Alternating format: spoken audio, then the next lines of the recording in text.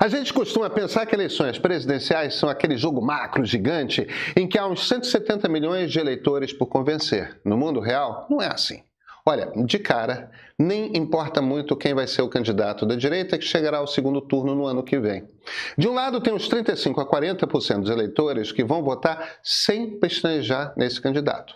São pessoas de direita que votam na direita e não vão votar em mais ninguém. Tem os outros 30 a 35% dos eleitores que são de esquerda, votam na esquerda e não importa quem mais apareça, não importa o que aconteça, essas pessoas vão votar em Lula. E como é Lula, junta aí mais uns tanto por cento de eleitores, principalmente no Nordeste, que não são necessariamente de esquerda, mas votam em Lula. Sentem-se ligados a Lula, representados por ele. Essa é uma briga que larga empatada. Então, sabe, quando a gente chegar ao segundo turno, vamos ter duas campanhas gigantes, com imensas fortunas para gastar, disputando um conjunto mínimo de eleitores. Para sermos mais precisos, de eleitoras. Agora vem cá, como é que a gente descobre que pessoas são essas? Quem é que pode votar em Lula, mas também pode votar em alguém de direita? Que espécie tão rara é essa no eleitorado polarizado do Brasil, que não se comove com os apelos das redes sociais, não faz parte das tribos que ficam se ofendendo, que simplesmente tem critérios de escolha muito distintos de todo o resto do país? A turma das pesquisas de opinião escolhe inúmeros métodos. O pessoal do Instituto Ideia aplicou um desses sistemas que, na consulta que fez agora a população no início do mês. Como? Bem, juntou duas perguntas que faz sempre. Em quem você votou em 2022? E aí outra pergunta. Lula merece continuar? Bem, eles pegaram todo mundo que votou em Lula na última eleição e que disse igualmente que Lula não merece continuar. Ou seja, gente que não tem dificuldade de votar no presidente, mas que está tão insatisfeita com o governo que, olha, hoje prefere que ele realmente não continue. O tamanho desse público é de 3% de todo o eleitorado. 3%. Então aquelas campanhas gigantes com orçamentos imensos, elas vão focar principalmente nessas pessoas, porque essas são as pessoas que quebram o empate. Quem são elas? Calma. Vocês lembram como foi a eleição de 2022? Um grupo de pessoas achava que Lula poderia vencer ainda no primeiro turno. Olha, o presidente nunca conseguiu isso. Fernando Henrique Cardoso se elegeu 2 vezes sem precisar de segundo turno. Lula nunca. Ele é um nome muito popular, mas que atrai também muita resistência no país. Agora, olha, Lula chegou perto. Recebeu 57.260.000 votos. 48,43% do total. Bolsonaro ficou bastante atrás, com 51.072.000 votos, 43,2%. Uma diferença de 6 milhões de pessoas preferiram Lula a Bolsonaro. Só que aí veio o segundo turno. E Bolsonaro disparou. Vocês sabiam que Jair Bolsonaro teve mais votos no segundo turno de 2022, quando ele perdeu, do que no de 2018, quando ele venceu? Pois é.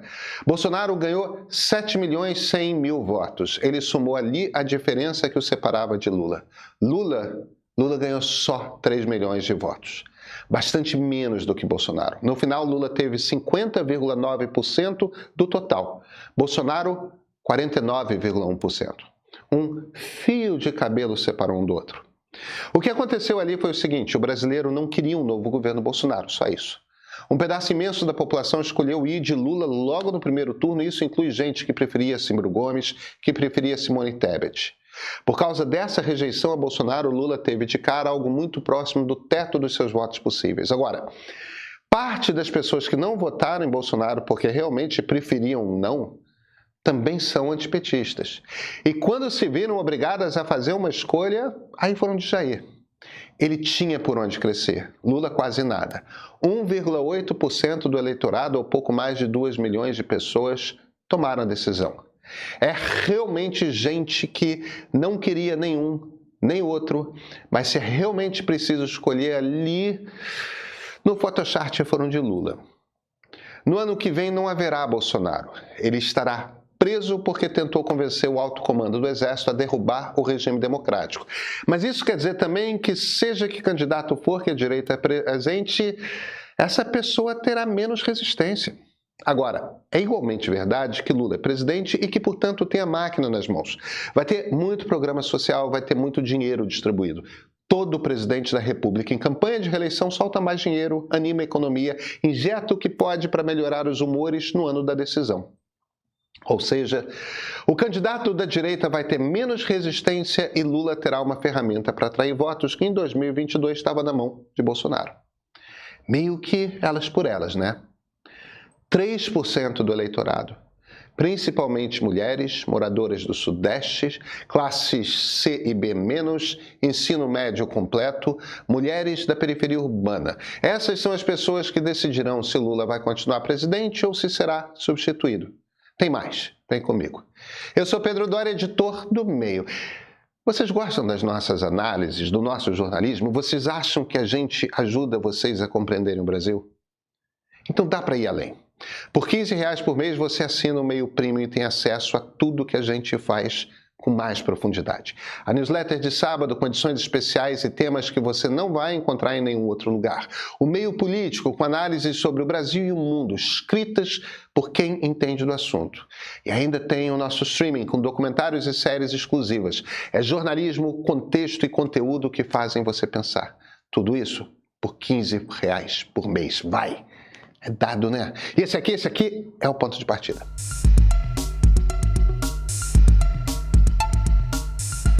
Desse grupo que quis Lula e não quer mais, 63% são mulheres. 54% têm entre 25 e 44 anos, são jovens. 49% classe C. O segundo maior grupo é classe B-, ou seja, uma renda entre 3 e 7 mil reais por mês. Metade no Sudeste, principalmente em cidades grandes, tá? São Paulo, Rio, BH, Belo Horizonte. 71% não tem identidade política, não tem uma resposta para dar para você se você pergunta se é de direita ou de esquerda, não de bate-pronto. Nesse conjunto todo, 22% diz preferir Tarcísio de Freitas como candidato. Aí, 7,3% Ratinho Júnior. Mas olha, tudo pode mudar. E pode mesmo, 80% dizem que não tem o voto firme. Até porque nem sabemos de fato quem vai ser o candidato, né? O que sabemos são as preocupações do público que vai decidir essa eleição. 32% considera que a economia é o maior problema do Brasil. Outros 32% acham que é a corrupção. Já deu mais de 60% aí nesses dois. E olha só, se as pesquisas têm dito que segurança pública está crescendo como preocupação, nesse conjunto, 85% considera que o governo federal é ruim ou péssimo em segurança. Em economia, por exemplo, é diferente, dá 46% de ruim ou péssimo. Quase metade, mas menos que metade. E quais são os valores desse pessoal? Por outras pesquisas, a gente tem como saber. Primeiro e mais importante, socialmente conservadores. A classe C, inclusive, bastante. Discurso identitário, Janja solta na campanha, assessora de ministra falando de branco fazendo branquice. Olha, é exatamente o que fazer para afastar esse eleitorado. Corrupção é um problema gigante, tá? E esse é um ponto que a esquerda tem muita dificuldade de compreender. São pessoas rigorosas nas suas vidas que trabalham muito e acreditam no progresso em vida pelo trabalho dedicado. Gente com as contas muito apertadas, com muita dedicação aos filhos, à igreja. Corrupção bate muito duro, como um senso de injustiça, e bate como um desvio moral grave. Esses segmentos são muito sensíveis à imagem de competência técnica, até mais na classe B. E isso Lula não tem.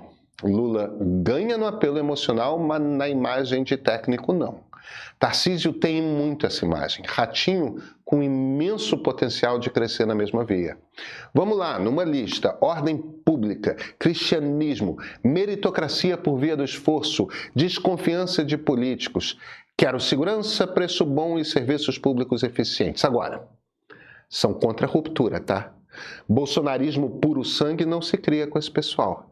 Querem ordem e Bolsonaro é o caos constante todo dia, gritaria. E vejam, deixa eu ressaltar isso, essas não são pessoas com horror ao Estado. Pelo contrário, são pessoas que usam muitos serviços públicos, dependem de serviços públicos, e é justamente por isso que corrupção cala tão fundo como problema. Se o Estado é ineficiente, ninguém sente mais do que essas mulheres. Essa eleição não está definida. Esses votos podem ir para Lula, como podem ir para Tarcísio, como podem ir para Ratinho, tá? Essa eleição pode ir para a esquerda, como pode ir para a direita. A militância de esquerda mais aguerrida e os bolsonaristas mais bitolados, se forem fazer os discursos que fazem nas redes sociais, vão afastar essas eleitoras. 3%. É muito pouca gente. 4 milhões de brasileiros e brasileiras no universo de mais de 200 milhões de habitantes. Um dos resultados de um país muito polarizado é justamente ele. Ele já está tão rigidamente dividido de antemão que no frigir dos ovos é pouquinha gente mesmo que está indeciso bastante para poder ir tanto para um lado quanto para o outro. Então, no ano que vem, foco nelas. São essas mulheres que decidirão o nosso futuro. Sabe o que mais dizem por aí? E eu entendo por quê. Por R$15 por mês você tem acesso a tudo que o Meio faz com mais cuidado. A newsletter de sábado com edições especiais e textos que você não vai ler em lugar nenhum. E às quartas, o Meio Político com análises profundas sobre o Brasil e sobre o mundo, com gente que entende do assunto como poucos. E olha, tem mais. No nosso streaming você encontra conteúdos exclusivos como o documentário Democracia Sem Fim, o julgamento do século, que explica em detalhes o que levou Jair Bolsonaro a ser condenado. E tem também o ponto de partida da série que mergulha no conflito entre Israel e Palestina de um jeito didático, profundo e humano. E olha, não sou eu que estou dizendo não. Quem já é assinante escreve pra gente dizendo que é o melhor investimento para entender o Brasil de hoje. Que o Premium muda o jeito de enxergar o mundo. Se informação de qualidade ainda importa para você, assina o Meio Premium. Por R$15 por mês você apoia o jornalismo independente e garante um conteúdo que realmente te faz pensar.